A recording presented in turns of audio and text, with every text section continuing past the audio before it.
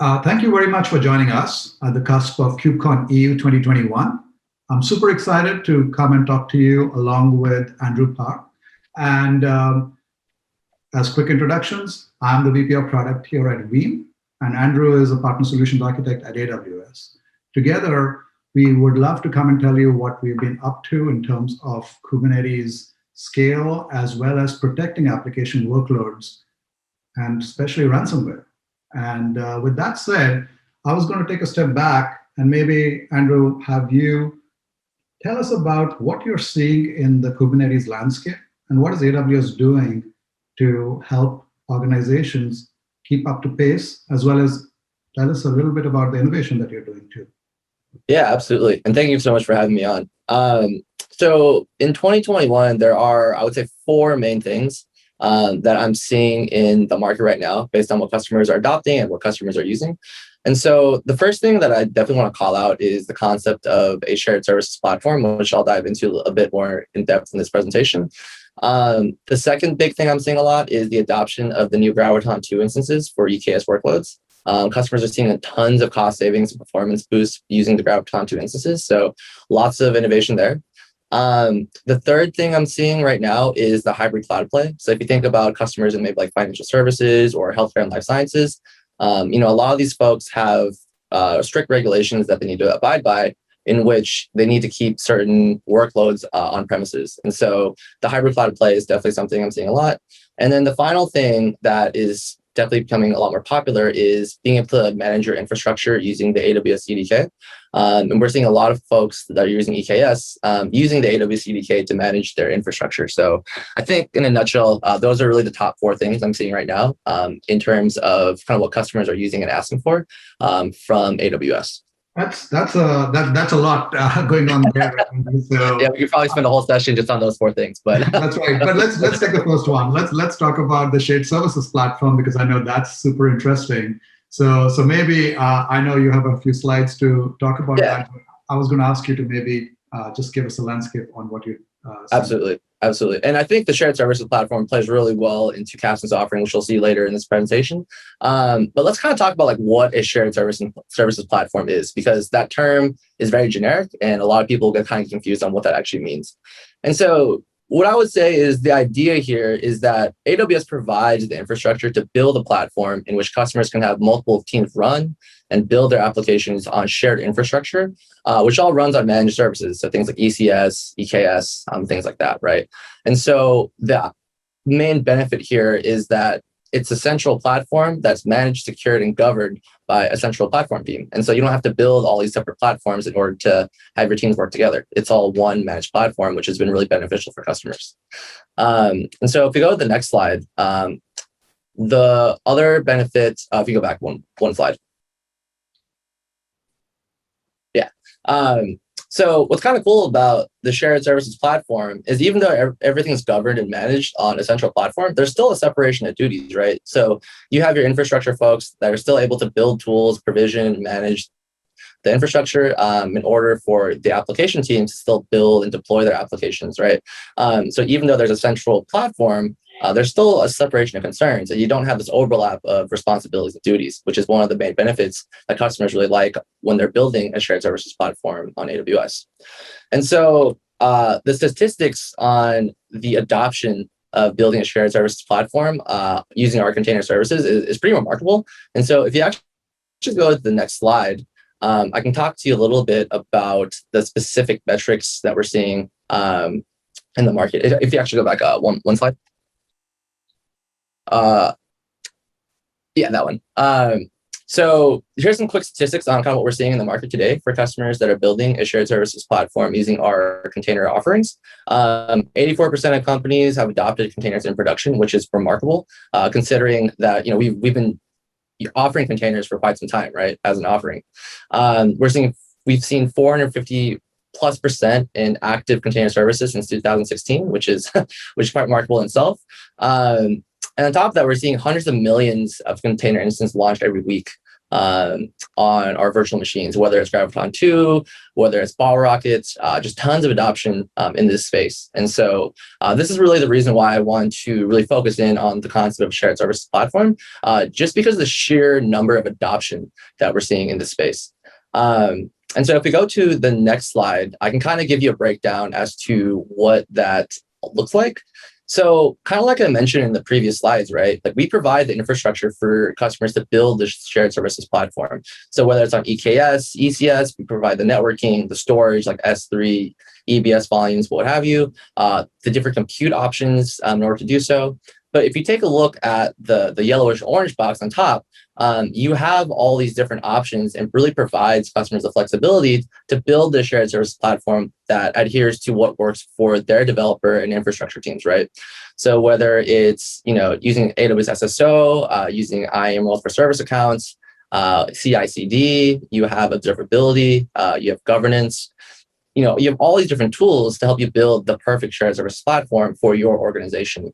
And then obviously, as you see on the top, this is kind of where your application teams come in.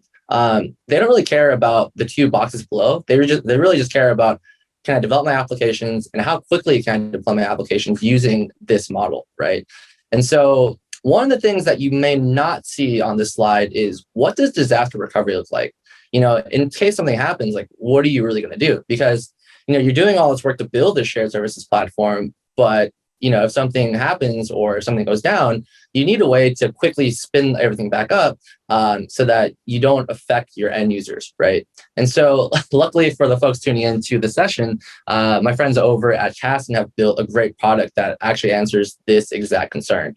And so I'll let Rav talk a little bit more about kind of what they're doing in this space. Sure. Thanks, Andrew. I mean, that is indeed tremendous growth, 450% growth and hundreds of millions. I mean, those are amazing numbers.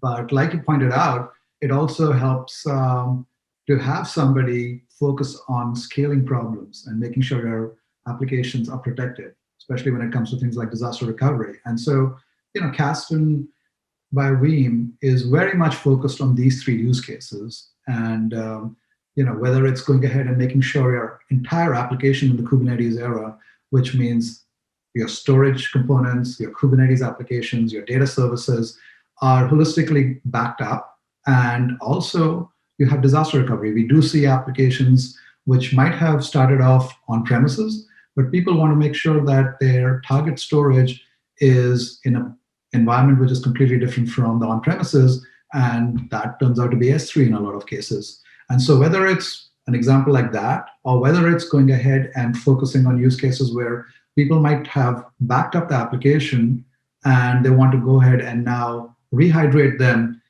in an environment which might be different. So they might have started their applications again in an on-premises environment on upstream Kubernetes, but like you're saying, you see EKS growing.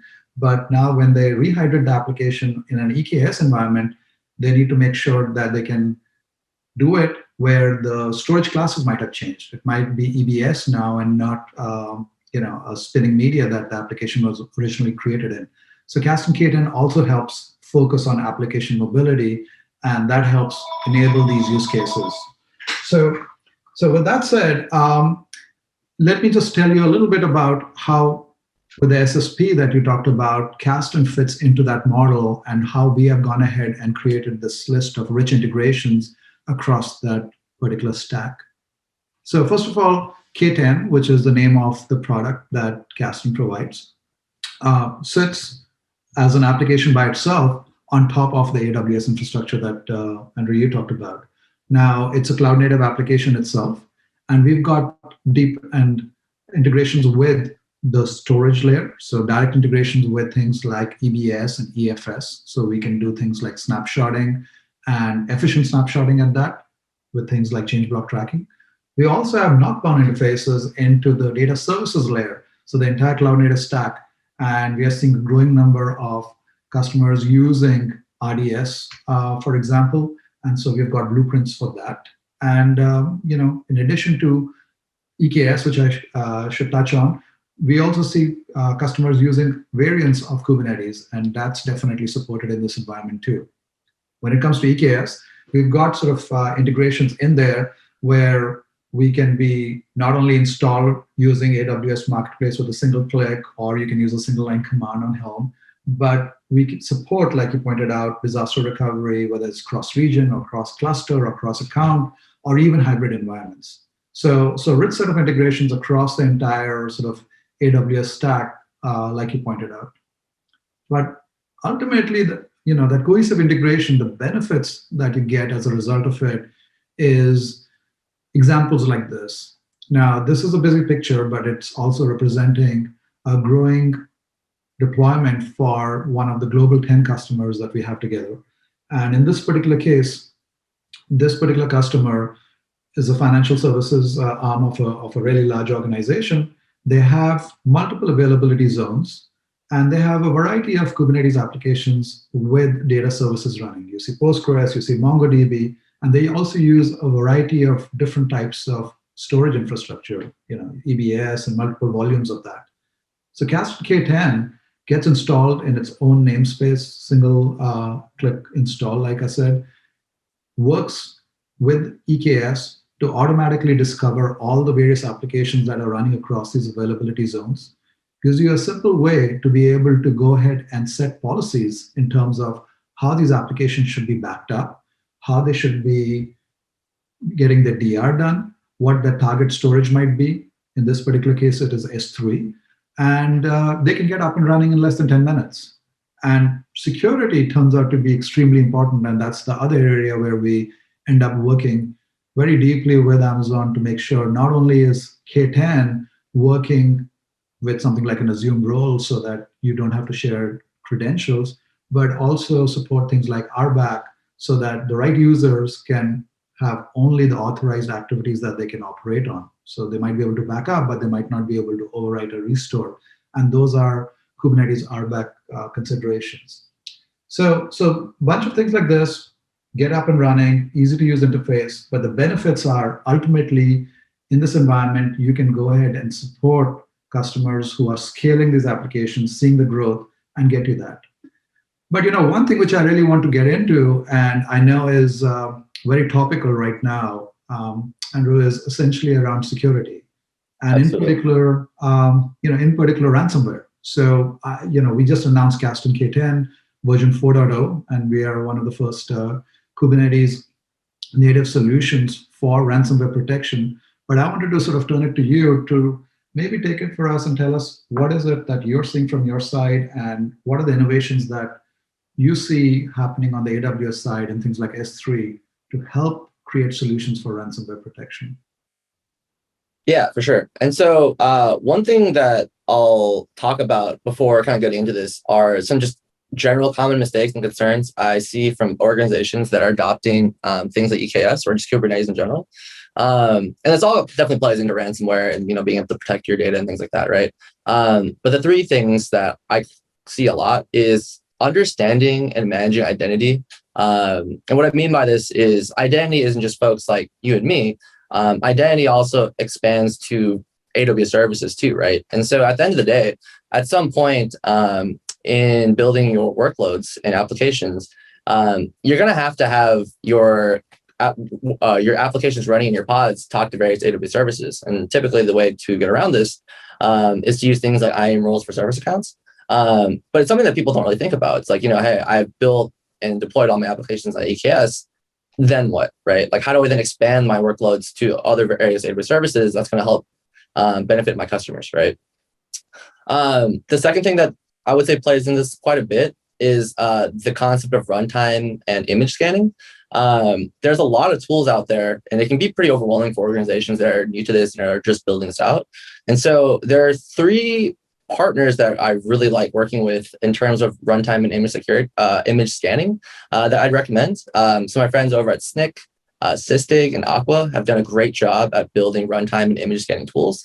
So if you're in the market for one of these tools, I would highly recommend checking them out. I think they've done a fantastic job at building out very secure tools for doing just this. So definitely check them out. And the final thing that's very important to Kubernetes specifically is the concept of policy management. So you see things like OPA Gatekeeper to help manage all your policies. But my actual favorite is the open source tool called Kubernetes from my friends over at Nirmata. They've done a really good job at building an open source policy management tool that is seeing a lot of adoption in the market right now. So those are some of the three common mistakes and concerns I see a lot, but we have solutions to kind of combat those mistakes and concerns. So just want to start with that. And then when we talk about the need for immutability, right? I think one of the more important things that you're thinking about when you're using something like AWS is if you're using something like CloudTrail, those logs need to go somewhere. And at the end of the day, those logs should not be touched. Those logs should not be modified. And they definitely don't want to be deleted, right? And so there's obviously various ways that you should be thinking about protecting that type of data, right? And this ultimately comes down to immutability of your data. And so what I would say is, when you're copying logs and other evidence to an alternative account, for example, something like CloudTrail, you have to make sure that that replicated data is protected as much as possible. And so in protecting that replicated data, you should also consider the integrity of the data at its source specifically. And this is what we mean by when we talk about immutable storage, right? It's basically the various mechanisms that you can use to protect the integrity of your data by preventing the data from being tampered with or deleted, like I mentioned before, right? And so when you're doing this with S3, the cool thing about S3 is that you have all these different options and features in order to do exactly just this. And so some of the things I'll call out is S3 has this concept of an object lock, which allows you to prevent an object from being deleted or overwritten for a fixed amount of time, as you can kind of see in this slide, right? You can also use things like S3 bucket policies to manage access to your data. So obviously you don't want every single person in the world having access to your data in your S3 bucket, whether it's internal or external, right? We also offer things like S3 versioning and Mfa Delete. So you can restrict how your data is being written or read, which is obviously very important when we talk about immutability. And it's really these types of configurations that's really useful for storing these types of logs and evidence, or really just sensitive data in general. And it's often what we call WARM, or what that stands for is write once, read many. You can also protect this data by using things like server-side encryption with AWS KMS. And what this will do is it really just helps you to verify that only the appropriate IAM principals are authorized to decrypt this data, right? Because at the end of the day, in a perfect world, only like your security teams or maybe like your DevSecOps teams should have access to this type of data, right? And so it's really the accumulation of features that S3 offers that really help to promote the immutability of this type of data. And so that's a lot of capabilities, and I think everything from, like you said, making sure your images are scanned correctly, all the way down to when it even comes to immutability, protecting all your logs, right. Making sure the right people have access to the right sort of capabilities. That indeed is a large number of capabilities. But Andrew, maybe the other thing I was going to ask you was if you can talk a little bit about zooming into ransomware specifically, and talking about Kubernetes, which is what we are doing here at CNCF. For sure.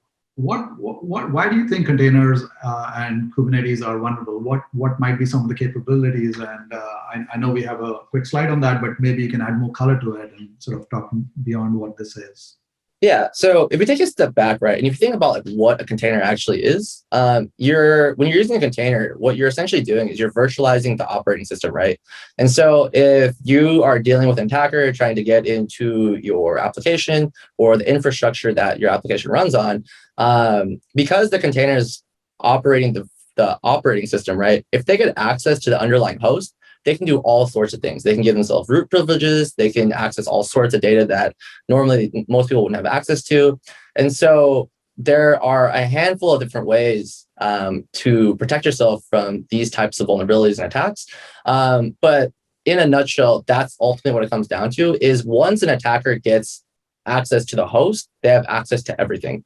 Because remember, you're virtualizing the operating system. And if you have access to the operating system, you basically have access to everything else. And so one of the cool things that I want to call out that Kasten's done is they've integrated with our open source operating system for containers called BottleRocket. And we'll talk about that a little bit later in a couple of slides. But I think this is another reason why people should be thinking about using Kasten is because they've thought about this problem they've built a product around this to prevent this from happening. And obviously, with the new features for protecting yourself against ransomware, I think this is obviously a great way in approaching dealing with those types of issues. And I'll let you talk a little bit more about kind of what Kasten's doing around ransomware protection, because I think you guys have done some great things around that for sure. Sure, no, Andrew, that's right. And I mean, just just on that note itself, I mean, I think the one point I'll highlight around container vulnerability is, even though you're seeing a big growth in containers and deployments there from a Kubernetes perspective, whether it's EKS or not, it sort of still astounds me how many people don't have backup and recovery solutions in place right now, right? And so the ransomware solutions are getting more and more sophisticated. Not only do they destroy your clusters, which maybe you can sort of rebuild, they're also going after the target storage, and that's why the innovations that you talked about in context of things like immutability are extremely important. Absolutely. But from a Kasten perspective, what we've done is essentially taken the approach to say, let's put ourselves in the shoes of somebody who's going through a ransomware attack. So first of all, of course, we want to make sure that you don't get attacked. But if you do, backup turns out to be the last line of defense, and you want to make sure that works. So the approach we take is, first of all, leverage that worm concept that we talked about to make sure people can write once. They can read the backups as many times, but you actually can set a retention period. And so we've extended our automated policies, which allow you to define how often things should be backed up and where they should be backed up. Also to say, how long should that complete protection stay as far as the write once aspect of it is there.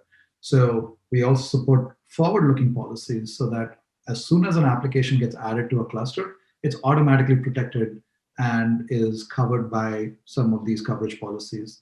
So somebody who's in a ransomware situation, a lot of times, unfortunately, the ransom amount keeps going up as the time goes by, because the attackers actually know that, hey, look, maybe this is the time people are looking to see how critical the data was and how valuable it is, and the clock's ticking. So you want to make sure that not only do you have coverage in the first place so that you don't get into the situation, but when you do, you want it to be extremely simple and fast to come back out and restore to a known good state. And so doing that across multiple clusters is something which Kasten K10's also gone ahead and done. And so I was touching on the fact that we've integrated ourselves across EBS, EKS, and EFS, and so on.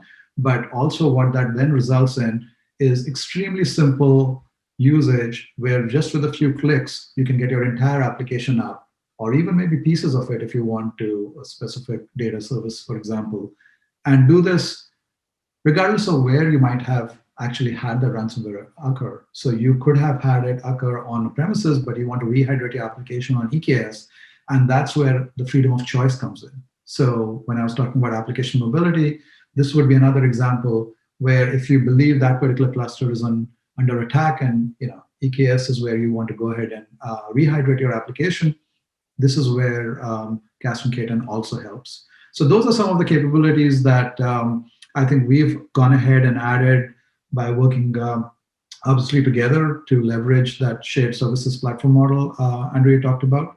And really happy to sort of make that as a part of Kasten K10.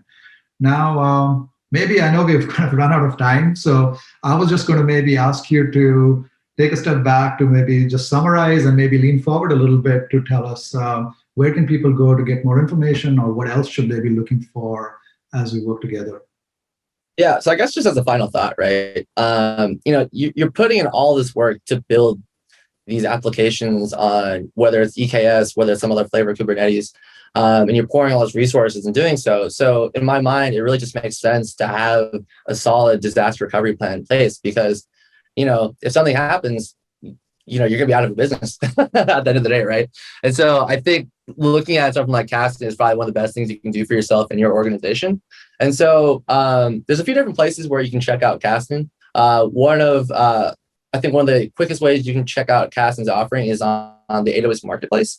And so one thing I'll add too, and I talked about this a little bit before, is the folks over at Kasten, they also support BottleRocket, which is, again, our open source operating system.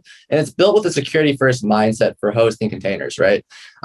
So by using something like Kasten, not only do you get the full spectrum of disaster recovery, but you also can sleep at night peacefully, knowing that you're also going to be very secure as well if you decide to leverage things like BottleRocket or some of the other security mechanisms that Kasten offers in their products.